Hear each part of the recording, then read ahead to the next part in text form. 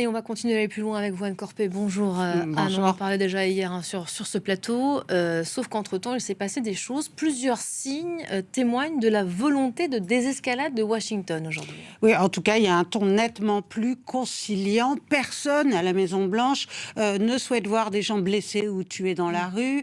Nous laisserons les faits guider l'enquête, a déclaré hier soir la porte-parole Caroline Leavitt. Une déclaration qui tranche avec la diabolisation d'Alex Pretty par de hauts responsables de l'administration juste après sa mort. Pour rappel, il avait été qualifié de terroriste de l'intérieur par la secrétaire du département à la sécurité intérieure et par Stephen Miller, conseiller de Donald Trump. Et c'est une manière pour la Maison-Blanche de reconnaître que cette affaire comporte un grave risque politique pour l'administration. Pour preuve, après avoir fait longtemps front uni sur la question de l'immigration, plusieurs élus républicains du Congrès réclament des enquêtes et également l'audition de hauts responsables de l'administration. La secrétaire à la sécurité intérieure est dans le viseur. Kristi Noem a été reçue pendant 2 heures hier par Donald Trump à sa demande, selon le New York Times, et elle devrait témoigner devant la commission judiciaire du Sénat le 3 mars. D'autres hauts responsables de l'administration pourraient être convoqués à la demande des élus républicains des 2 chambres. Certains d'entre eux se sont publiquement inquiétés des répercussions des drames de Minneapolis sur la crédibilité de l'administration. La réponse prématurée du département de la sécurité intérieure a affaibli la confiance, a écrit sur X le sénateur républicain de l'Utah. Notre Constitution protège les citoyens contre le gouvernement. Nous avons le droit de nous réunir pacifiquement et de porter des armes, a écrit pour sa part le sénateur républicain du Kansas, dans une apparente défense des manifestants qui étaient jusqu'alors taxés de dangereux agitateurs par le camp républicain. Même la NRA, le puissant lobby des armes, a pris la défense d'Alex Pretty qui portait légalement son arme.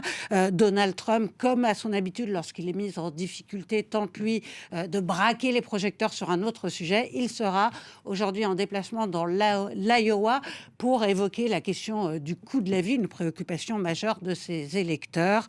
Il devrait s'exprimer à 15h heure locale. Il faudra voir s'il s'exprime sur ce qui se passe à Minneapolis. Voilà, un Trump qui, on le sait, est déjà clairement en campagne.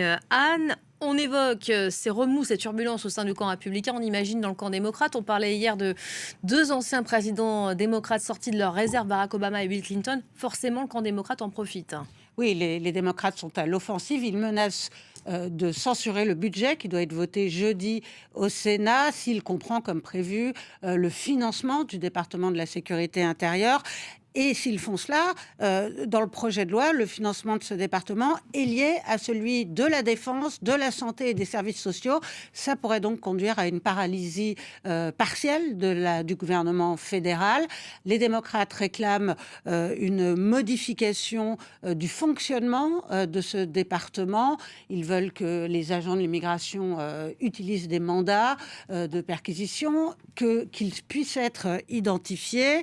Ils exigent aussi que le département de la sécurité intérieure coopère avec les autorités locales dans les enquêtes qui sont menées sur la mort d'Alex Pretty et de René Good.